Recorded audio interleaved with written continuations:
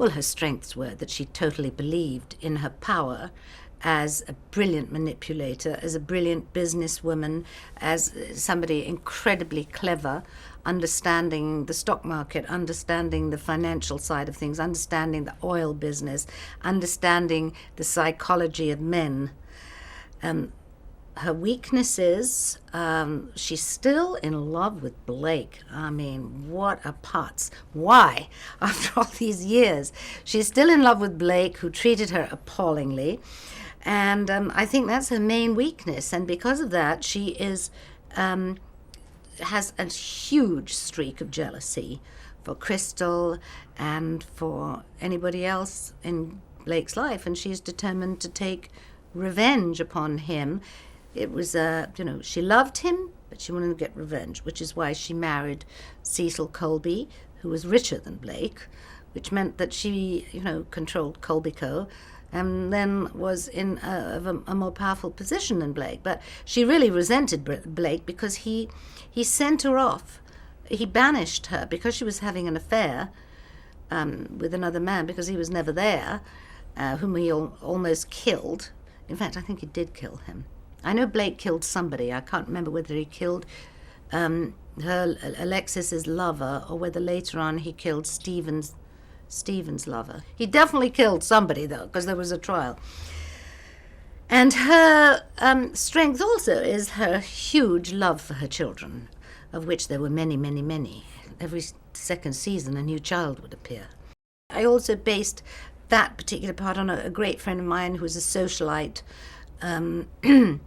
Her name was Kathy Badroot, and she was very frivolous and very social and very involved in parties and men, and but very amusing, very funny. She didn't in any way have the business acumen that Alexis did. But you think about this person and you become this person. I went on the stage and I became that person. And while I was smoking my cigarettes and drinking my fake champagne, I was Alexis. And then when I went home to my children, I was Mummy or Joan or whatever. I mean, that's just, it's sort of the way that we're trained. It's different from the method in which you have to bury yourself so much in the role that you become that role the entire time and you can't get away from it. You put it on and you take it off, Well, the beginning, although she had money, she didn't have power. And so she went and lived on a sort of cottage at the bottom of the Carrington mansion, which she had owned. And she was doing a little bit of painting. And I also hadn't quite evolved Alexis's signature hairstyle, which was that short kind of crop thing. So I was figuring lots of hairstyles out. Sometimes I would tie my head back with a center parting. Sometimes it was long, so it would be long and curly, like I'd worn it in the stud. And it was, and we hadn't completely evolved the look of the clothes at that time. Sometimes she was in peasant blouses. Sometimes she was in jeans.